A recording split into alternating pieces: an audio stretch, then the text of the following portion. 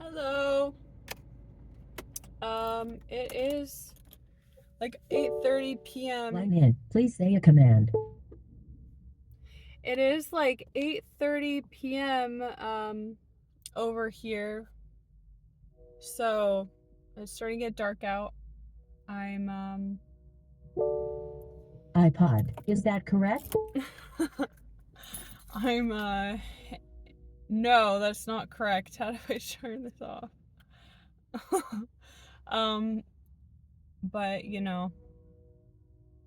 trying to get my bearings after being kind of shell shocked just by another day where feeling a little down, a little low energy, a little extra sensitive, and I know that that is a normal part of the process. And it was really making me think how it's so essential while we are on this journey of enjoying our recovered lives and embracing mindsets and actions that make us even more resilient and strong in the face of a crazy world. It's really important to be able to, even in those times when we do feel really down, be able to still be there for ourselves and say,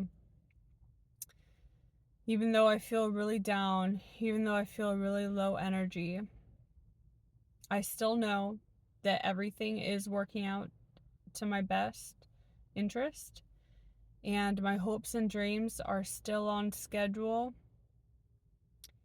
and that I'm going to make it happen. I'm looking for those opportunities, and I have every confidence and belief in myself that it can happen. And to be able to tell ourselves that, just that reassurance, that's an essential part of coaching ourselves in order to make our dreams come true. Because without that coaching of ourselves, we won't be able to have the emotional fortitude to continue, and we'll just be feeling massive stress. So you gotta lessen your stress.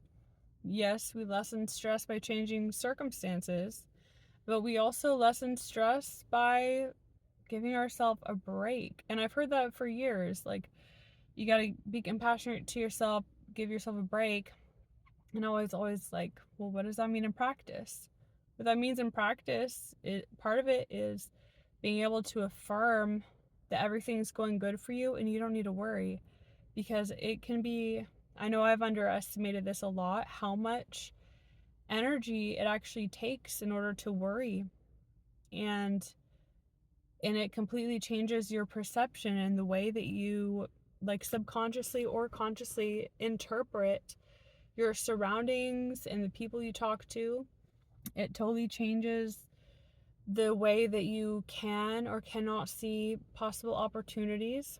I think that's part of the reason that when our health is really low and our security is really low, it can be a lot of people's natural inclination to start thinking in negative terms.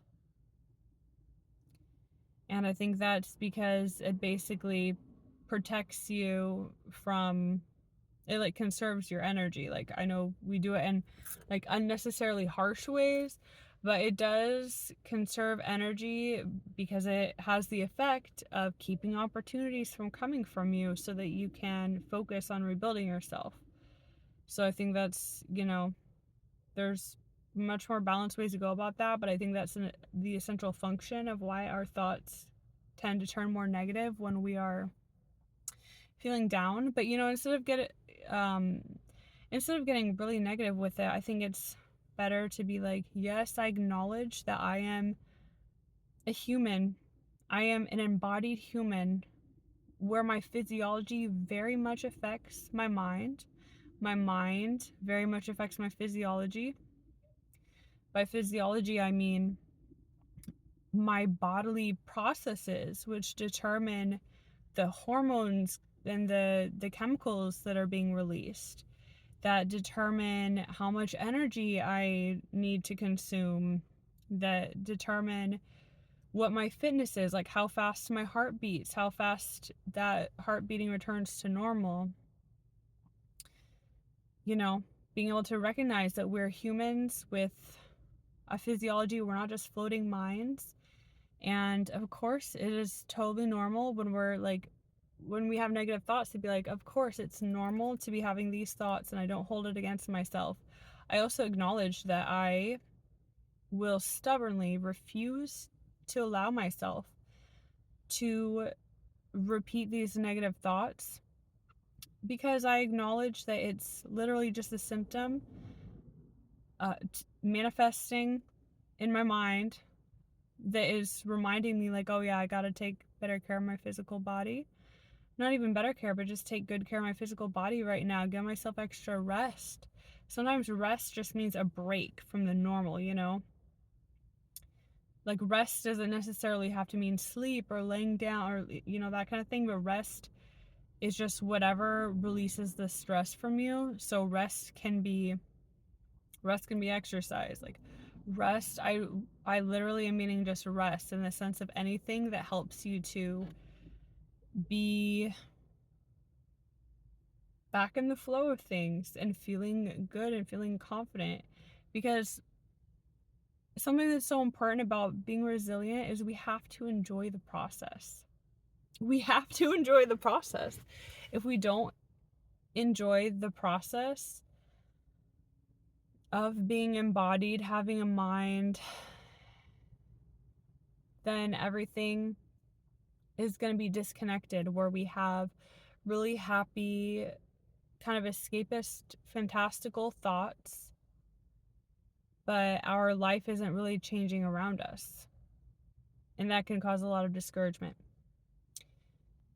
because we need to make sure that what we're encouraging ourselves to do is in alignment with, and sometimes we have to find this out, but it's in alignment with our personal advantages and disadvantages and our personal individuality. Because what's a good life for someone, and it might logically or theoretically look amazing, it doesn't mean that that's the right perfect life for you.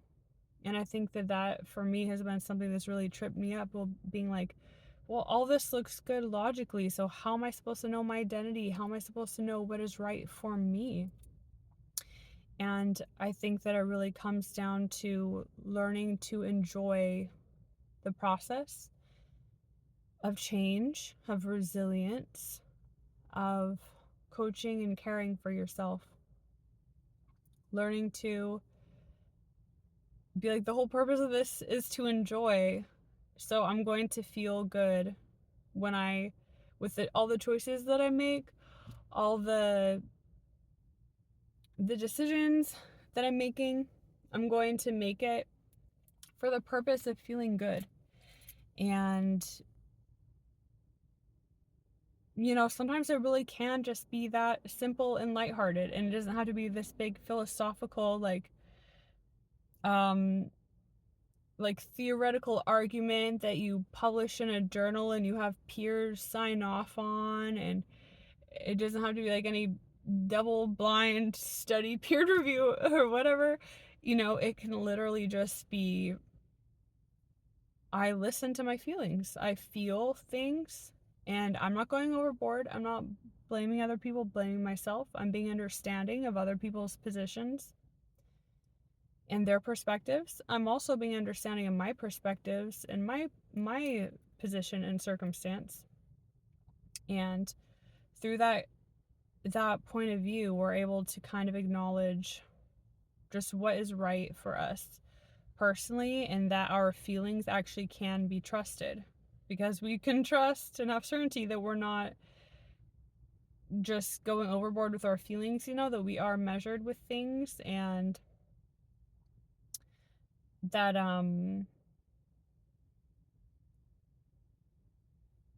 you know, I think that's an important part of changing circumstances and dynamics too is not being afraid that it's either there has to be hate and destruction and horrific things in order to change, in order to change, like it has to be hate, destruction, and anger and blame and all these things. You don't need that for things to change. And I think that's what prevents a lot of people from changing is thoughts of fear that are predicting that that is what will be involved. But we can have a firm foot down and say, no, that will not be a part of my change. I will not accept that in other people. I'm going to look past that in other people. If that is a strategy that they are attempting to take out of fear in order to control or change a situation. And we can just be like, no, I affirm that everything is working out for the highest interest, and that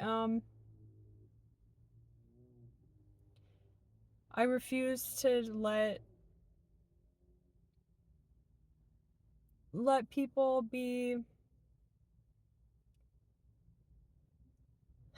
become villains. Sometimes we have to refuse to let people become villains by not giving energy or acknowledgement to their supposed villainous behavior. We have to look past and acknowledge it's not really them. Not in the way of harming ourselves or being delusional, dare I say, with the actual circumstances in front of us, but in the way of where we don't hate them. We don't set up resistance. We don't set up trying to prove, disprove, get distracted. Sometimes we literally just have to acknowledge other people can't understand us from where they're at. And we have to just still do well by them, but really love and put ourselves first to validate our true thoughts and feelings and to validate our dreams and hopes, validate our intelligence, we have to validate our own selves and our own individualities, our own heart, and all the little cute things that make us human and lighthearted. And it's getting kind of dark in here. I don't know where my lights are in this car. Is that a light? We have to validate our little cute human qualities that can seem kind of shallow and surface level, but it's actually very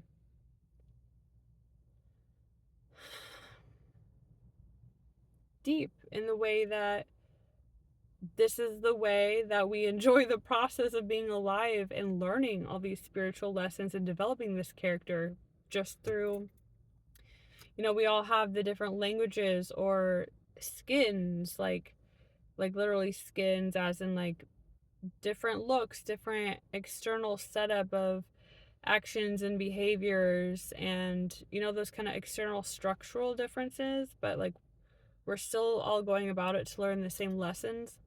So,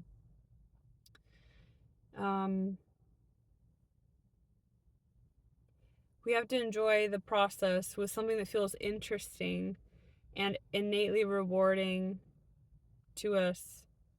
It'll make it everything, all the goals, all of the capacities so much easier to have that resistance gone where we feel like we're forced to act in a role that we don't find interesting, that we don't find rewarding, you know?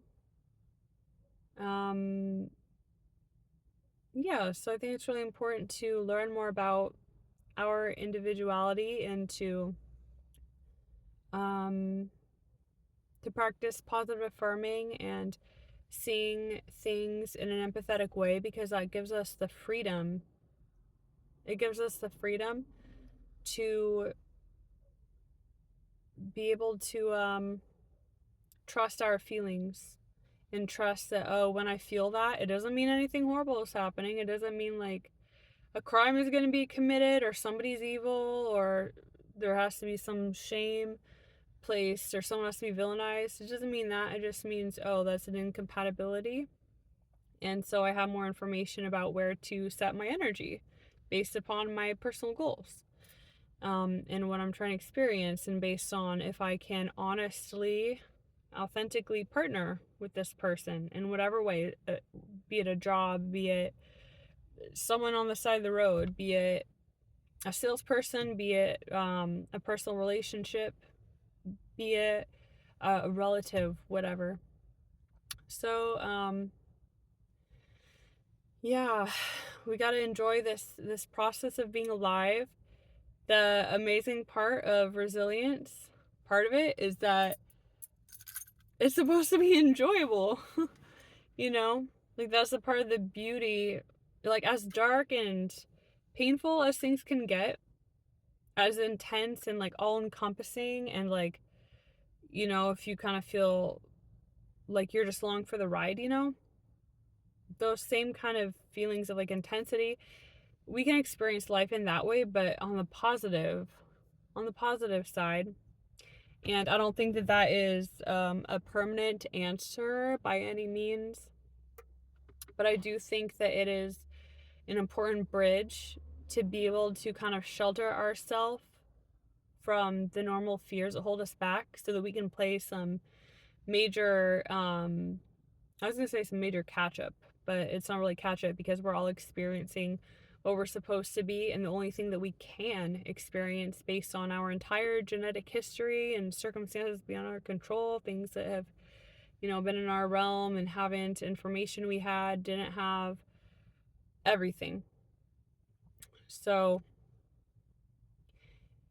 yeah, it's really important that I forgot what that thought connected back to.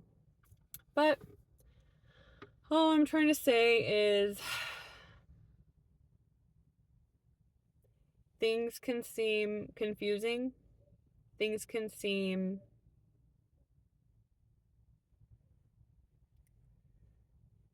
distracted. Things can seem really difficult. But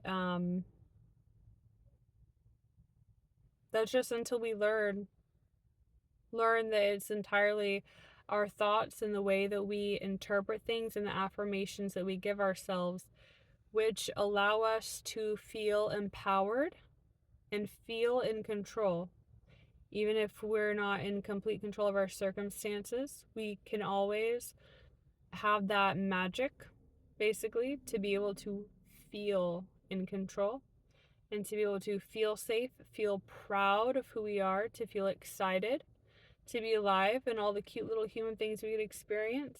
Like when we were kids, and I don't know, for me, I'd be like, oh my goodness. I remember like seeing like UPS drivers with their door open and just feeling like that, like, whoa, the door's open. That's so cool. They get to drive around with the door open on a car. Is that dangerous? Like they're so cool. They're so big and grown up, and they just that kind of like, that's maybe not a good example, but I just mean like that whole idea of looking at things more face value, more surface level, but that's actually really deep because it enables all the little tiny details we're trying to examine and control over.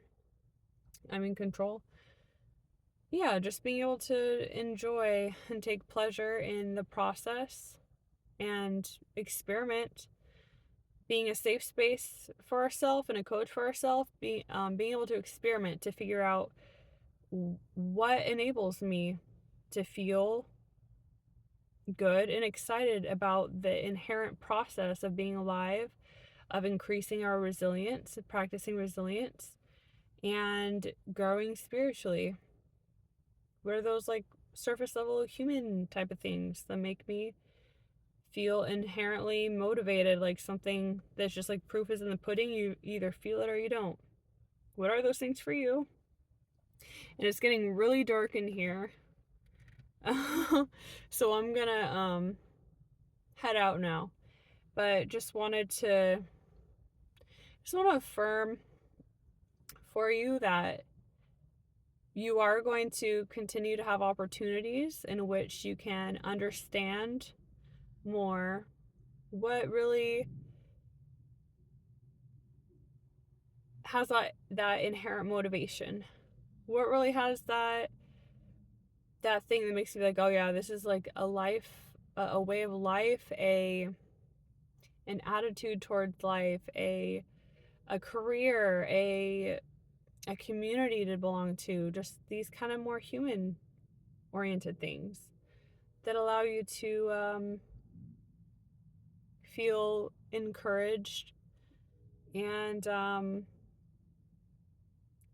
excited about the process, and to feel yourself in a safe way in the world. And yeah, thank you so much for listening, and continue experimenting with what resilience means to you. Continue experimenting with what